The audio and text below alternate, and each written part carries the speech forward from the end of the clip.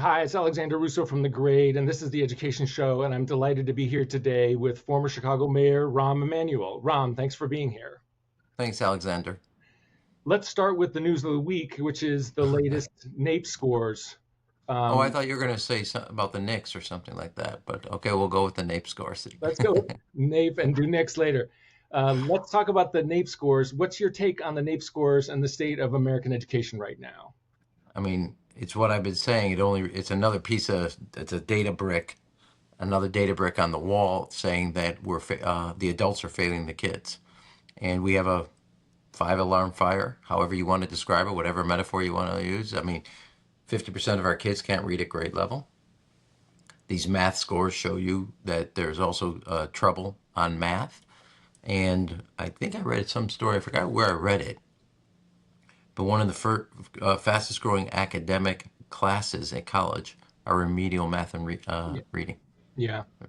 What's your take on the reaction? Has anyone else besides you been out lately talking about the scores?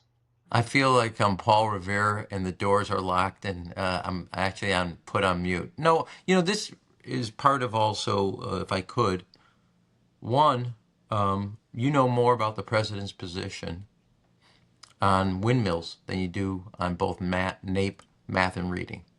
Two, we know from reporting, every morning he calls multiple times a day the Interior Secretary about the reflecting pool, the arch, the ballroom. Hmm. Okay.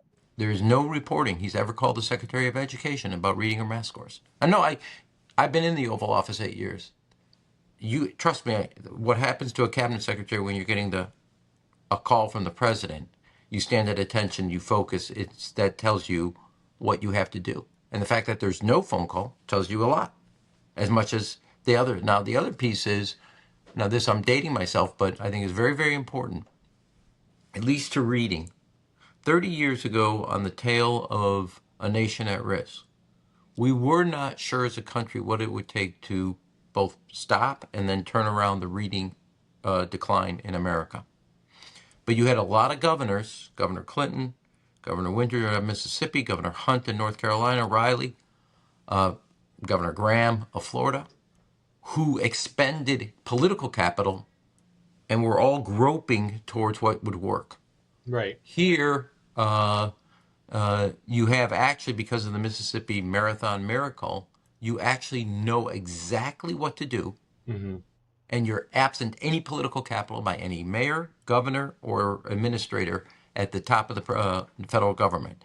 So the irony to me is where before we didn't know what to do, there was political will. Today we know what to do, and the will has gone out the window. Where's the political will on the Democratic side? Because it seems pretty lackluster on that side as well, to me, at least. Oh, this is a bipartisan. You all suck. I've said it publicly. I say it again. I mean, I think Republicans over the years walked away from public education, Mhm. and Democrats walked away from standards and accountability. Yeah. And our kids are paying the price for it. I mean, I'm raising it. I'm going to make it a major issue. I continue to make it a major issue. I've made my mistakes over the time, but in the end of the day, when you look at how our kids improved on reading, on math, on graduation rates, and we're going to see whether has as much political potency as I think it does, not just for a political issue, but and then there's a national security issue, which is you're not getting from here to there, competing against China. Their kids are doing 6 days a week. Our kids are barely doing 4 days a week as a post-COVID absenteeism takes Mhm. hold, and we're failing on reading math. It's just not. It's not sustainable. Can you take us a little bit behind the scenes and explain why Democrats, at least, haven't stepped forward over the last year or two on this, or haven't evolved on some of the more extreme issues that they've taken? It seems strange to see these polls out there saying that people want good schools and aren't so interested in school culture issues, and yet I don't see them. What do people say off I think camera? that, oh, look, I'm not sure, Alexander, the answer. I have my guesses, and I'll provide them to you, but they're somewhat educated, somewhat informed guesses, but they're guesses. Okay. I think two things happen, or three in succession, that describe why Democrats are, on my view, off the field when it comes to education. And I want to predicate you cannot be a party that believes in equity and be complacent about academic failure. Those two do not go together. Right. So don't, and I happen to believe as a Democrat, a lifelong Democrat, equity is one of our core principles. And if you believe in equity and you think we can get there with 50% of our kids not reading at grade level, I want to see that plan. So 3 things I think happened. One, a lot of guilt over the fact that we kept schools closed during COVID longer than the science suggested we had to. Now, it's very clear within 4 months of COVID that the mortality rate for kids was basically zero, and kind of severe illnesses was basically zero. And we allowed schools to stay closed 2 years when, quote unquote, as we're championing, follow the science, the science did not support the lack of political will. And we didn't do anything about it, and we don't want anybody to remember that's what we did as a party. No, we don't. Okay. We look at our shoes when the topic comes up. The first thing you want to do, you should, everybody who is in charge, mayors and governors, superintendents of schools, turn around and apologize. Number 2, I have said this, that, and I have said this. When we do open the schools, we have a massive fight about bathroom and locker room access, not classroom excellence. It's just a fact. And we're arguing about stuff, and we are complacent or ignorant or refuse to deal with the fact that COVID academically set our kids back a minimum of a year. You can go longer depending on grade, but state, etc. And we declared as a party we wanted to bring the culture wars to schools, and we lost, and we wasted massive amount of time. Mm-hmm. 3, if the federal government under Joe Biden Mm-hmm. and the Recovery Act, which was essential post-COVID, triggered inflation, etc., we spent the largest infusion of federal money ever in education, $190 billion, with zero academic standards and Mm-hmm. zero accountability to achieving some progress. We just wrote hot checks. We did. So when you ask me, I mean, I don't want to. We're in the middle of a sporting season. Whether you want to call that 3 strikes you're out or whatever, but I look at this and I said, look, Democrat. Now I'm not going to get any friends in the party because they don't want. They're all going to sit here, but we owe the American people an apology, and And we got you, to start there. We own the fact that schools, I hate using this term, in blue states, blue cities, were closed longer than red, and right. you can see the differentiation. All the science is back, so follow the Right. damn science. 2, we decided to have culture wars at our schools. What's your We take were on? Sorry to interrupt, Ram. What's your take on the idea of a national commission or no, we know what to do. a reckoning No, on COVID, an opportunity no, for people to take responsibility and move forward? Do you think that has any play? no. I think you're wasting time. Okay. As the only one of the, there's 2 people here on this. I've been around both federal government. We know what to do. Put a race to the top set of dollars. Here's what you got to do at high school. Here's what you got to do at elementary school. You got to either do phonics, train your teachers, start getting your kids, get standards and accountability. I don't need a study. Mississippi ran a study. We know, this is my point from the beginning, Alexander. We know exactly what to do. Stop. I don't want to futz around and spend two years. Who gets on the commission? Should we figure out how is it Got done? it. No, Got it. Okay. no. It's a Let me waste of ju- time. Let me jump to a different topic. Speaking of the past, one of the things and the future, one of the things that a lot of leaders are going to have to do in the upcoming years is close schools for enrollment reasons. I wonder if you've got any insights, advice, or reflections on closing schools. Do you know Yiddish? I don't. Oy vey. Right there. Okay. So, look, uh, let me start with a premise having closed schools. That was one of the hardest decisions I had to make. And we made our fair share of mistakes. But I come back to this. Letting kids stay in schools that year in and year out were not only failing, but parents for every year were taking their kids out of those schools because they were failing. Hmm. My life, my family's life, my kids' life, given that teachers went to my kids' schools to hold signs outside the window protesting, calling your dad's a jerk, your dad's an asshole, and my kids holding up sign, we agree, we hate him too. My life would have been easier Right. if I just let failure continue. Those kids' lives would be worse. Now, if I decide to do this, don't vote for me if you're looking for somebody that knows how to hold political capital and let kids wallow in failure. Right. You don't get a do-over unless you're failing. Hmm. Speaking of So deciding, you hold on. yeah, You ask me a question, I get to answer it. you That's how do. we do this. You do. So we did one piece, we did a commission, laid out an analysis. Understand, first of all, I mean, we did a couple things and then there would be a moratorium. One thing we did after the fact, I built a new high school in Englewood and then consolidated 3 schools. If I had had the capital, which I didn't, and the state wasn't giving any, and the federal government wasn't, we did repainting and some cosmetic stuff. But Right. I would have consolidated 3 and create a new building. That was a better working model. There were other things, but we didn't have that choice. When I became mayor, Hmm. my predecessor never did it. The last year didn't do a school budget, Right. even though it's required because it was Right. such bad finances. So we didn't have it, but we did what we were supposed to do. Mhm. We moved kids to better schools within 8 blocks. They had to be qualitatively better than the one we were Right. consolidating. And then there should have been more in that transition support. Now, beyond the academics, which is not the part of this topic of this podcast, Hmm. remember for a community that has, if a school is closed, usually for years beforehand, there are empty storefronts, bad investments on the infrastructure, etc. So this is a final statement about the community and the neighborhood. So it has an emotional, psychological beyond the school. And Hmm. so when that padlock goes up, it confirms something that they don't want to hear, and I get that. Right. But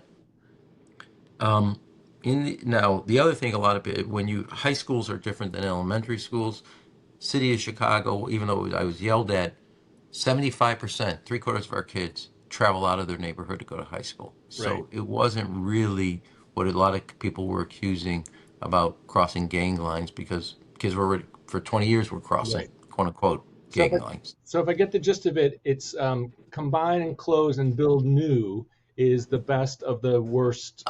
The, Yeah. You're picking your it's cherry flavored medicine okay. rather than the Got it. medical. But look, when we did Englewood and we did another one on the west side in Lawndale, creating a new building Hmm. as the focal point for where you're going to call, in our case, in Englewood High School. And we did it across the street from the community college there. Hmm. And it became a science and tech school Hmm. with a connection of dual credit, dual enrollment with the community college. So adding benefits, that was from a social, economic, political layer, a better model. I got a question about 2026, which has to do with ed tech. I'm wondering whether ed tech and concerns about ed tech is a better education issue for Democrats than some of the others that they don't seem interested in right now. Where are you on that? Well, I do think we're in a revolution, and I want to, about where AI can do something on a tutoring level that you don't have the resources and manpower. And I'm leery of AI. I think we should hope for the best, plan for the worst, etc. But on Hmm. education, and I don't, well, let me back up one second. A lot of people sell technology as a holy grail, and it isn't. Right. A lot of kids from wealthy and supportive parents and families have more capacity than poor families, single parent families. It's just a fact. So I do think one of the things that we're going to need to do, there's a beyond what I'm talking about at Mississippi reading and Alabama's 4th grade math to Hmm. ticket out of this crisis. Hmm. We have, as I said, always, whatever's ailing us the solution can be found with what's working in America. And Mm-hmm. Alabama on math has shown that. Mississippi has shown that on reading. I do think we need two things. One, a standard nationally, 7%. If you exceed that number in absenteeism, you Mm-hmm. can't go to the next grade. We're going to have to break the COVID fever. You got kids graduating high school missing 18% of the school year. That's Mm-hmm. crap. Mm-hmm. Call You it got, out. you got kids. So now, Graduating high school who can't really read effectively the way you might uh, uh, expect. uh, yeah, I was just going with it because unless they're in school, it ain't gonna happen. And mom and the kids and dad and the kids have become normalizing missing a 4 day school week. Let Second, I hear let what me you're just saying. take the Okay. to technology. I'll be very quick, Yeah. Alexander. Yeah. Yeah. I do wonder whether AI appropriately managed can become the individual tutor that children need that we don't have the human resources Mm-hmm. across state budgets today and city budgets to Right. do. But I think it meanwhile, offers a promise. schools are, and I don't know your position on this or whether it's a good issue for Democrats. People are proposing bans on devices at school, bans on or I've been, limits on I've been, screen I've been on time. the forefront of that. I was the first one to call for banning social media for the age of 16. Been in Okay. the now I want to be one clear. I'm for all this. Get the telephones out of the school Mm-hmm. or the classrooms. Mm-hmm. Ban social media for kids under the age of 16. Stay vigilant about it.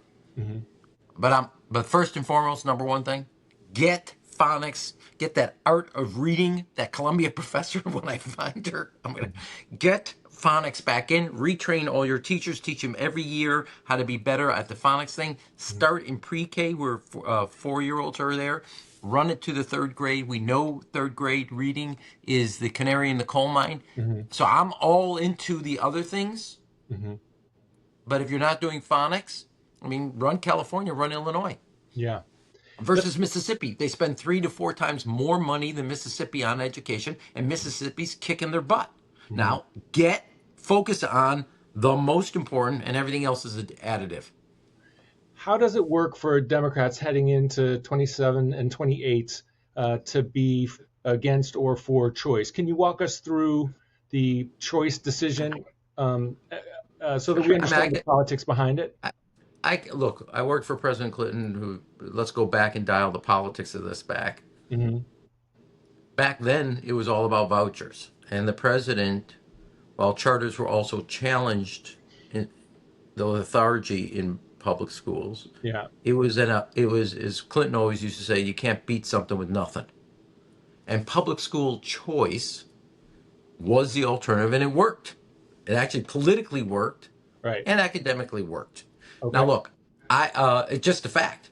It postponed the whole debate because there was choice. Right. Now a lot of people don't like it, and now look what's happening. Vouchers are taking off. Yeah. Homeschooling is taking off. And so your success in destroying choice has a repercussions, and now you're against the 8 ball on these other things. Now, I am not. I think this whole debate about different fundings are stupid. Okay. I'm for excellence Mm-hmm. versus mediocrity. That's Yeah. what I'm for. Okay. Now, if excellence comes at an international baccalaureate school, great. If it comes at a STEM school, great. If it doesn't come at those schools, great. Mm-hmm. Down. Forget about it. So my standard is Alexander is a parent standard, Mm-hmm. not a political. I love politics. I care Right. about politics. I've spent my Right. life in it, public service. But I have, you know how I knew when a school was doing well? It wasn't the standards coming out of downtown at the central office. Right. When a real estate agent, when you're moving in and on a real estate sheet it says you're in Coonley School District, that's an A school. Uh-huh. Because if they're marketing it, that means that's how parents make decisions where they're going to move. Uh-huh. And if there's a cheat sheet by the real estate agent and the school district ain't in it, that's a B- school. Right. So I'm into excellence. I don't care what shape, size, form it comes. And if it's mediocrity, and what's the plan to fix it to get it to excellence? And if it can't, so I Right. think not. Let me give you an example. Well, Why I mean hold this. on a second. No, no, no. Time out. I get to go on my tirade. That's why I agreed to do this because this is therapy for me, not for you. Okay. What do you think is the best school system in the United States of America? Has no vouchers, no homeschooling, and no charters? I'm going to guess the DoD schools. U.S. Armed Forces. And it's not about this model, that model. They Mm-hmm. don't have that. Mm-hmm. This U.S. Armed Forces on our bases run the best public school system. Now, it may be, which is a bigger point to me, and this is a second point, I'll make this, the family structures on military bases are different than the overall society. As I always say, if you want a child spends 20% of their life in a school. Right. 80, so if you want the 20% to succeed, invest in the 80%. All right, I'm done, Alexander. Thank you for the therapy. The I feel strange saying this to someone with your background, but help me make the politics work. Though Democrats need to get elected. Everyone needs to get elected. How do you get elected as a Democrat being for choice? Well, I think you're upset. I think you wrap it in the same language as a parent. First of all, I would draw on your own, assuming you're a parent. I used to draw on this. So look, I would draw on this when we did. So when I become mayor, Chicago didn't have kindergarten Right. across the city. It didn't have pre-K. Right.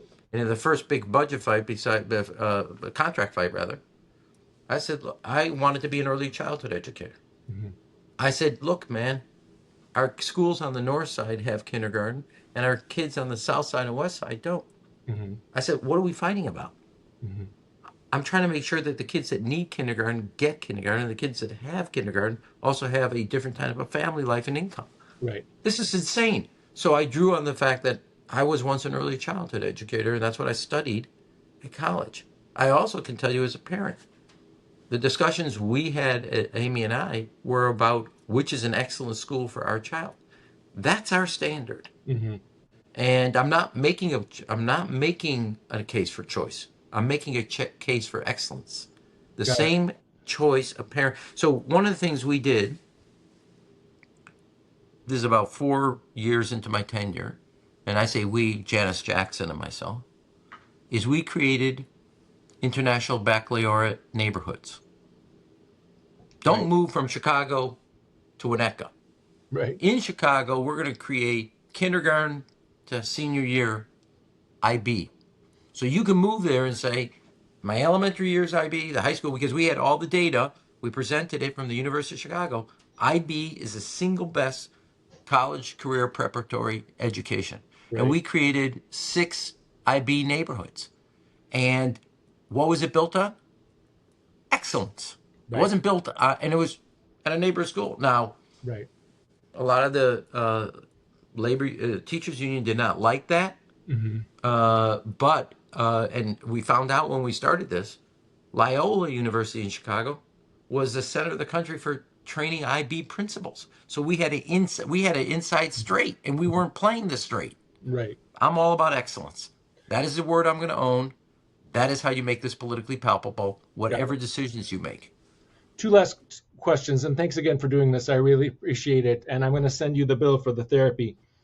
In I terms know it better be covered by Blue Cross. That's my policy. in terms of media coverage, a lot of the people who watch this podcast are journalists of various kinds. Yeah. Is there anyone out there who is covering what's really going on in American schools and American politics that you like to or find yourself reading, or that your staff puts in front of you a lot? You may or may not pay attention I to outlets and bylines, but is there yeah, I anyone don't out want there to. who you read? I'm a middle child of 3 boys. So I used to say to my mother, "You love Ezekiel more than you love me." She goes, "No, I hate you all equally." Got it. Well, So here, I won't name a reporter. I do think this: get out of Washington. yeah, but You've like, told people, and here's the other thing: you tell people what's wrong. mhm, Fair. If it wasn't now, I'm not saying the Mississippi Miracle wouldn't have gotten there if I hadn't gone down, et cetera, and travel. But I think I put a spot. I mean, I know from Mississippi's perspective, mhm, I gave them attention mhm. out that they could not get or did not have for 20 years. Well, let's use There that as are an six example. Did that get the pickup? Who picked up that story and ran with it? Do we have Washington someone on Washington Post. Washington Washington Post Post? came down, not just picked up it. They came with me. They Yeah, traveled for 3 days. got it. And in fact, I don't want to get angry at the Times. They told me when we tried to pitch them on it, oh, it's not really a story, and then they sent their own journals because they didn't want to come with me. But that's okay. The miracle is now, although it's not called a miracle, it's called a marathon down in Mississippi. Right. That's true. I only saw one article about this. Alabama's figured out the combination to lock on math. Yeah.